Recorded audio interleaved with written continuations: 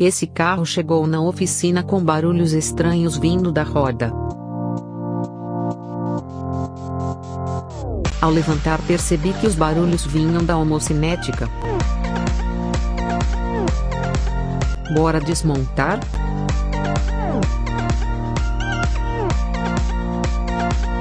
Começando pela roda.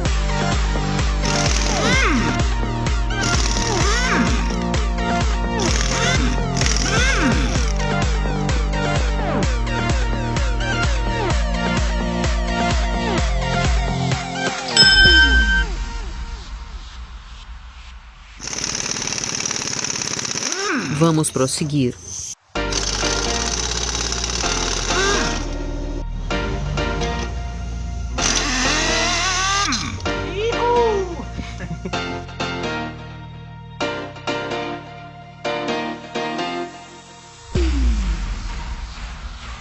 Removemos a peça defeituosa.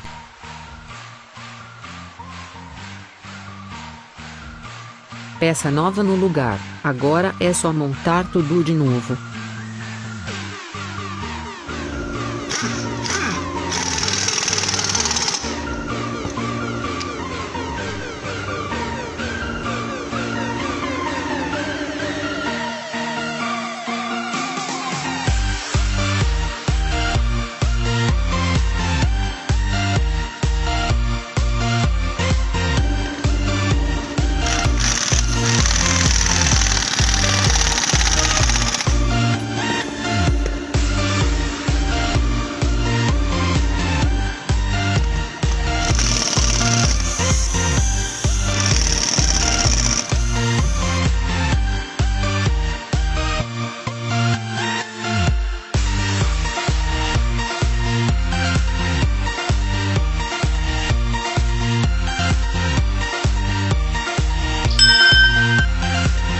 Finalizado. Obrigado por assistir.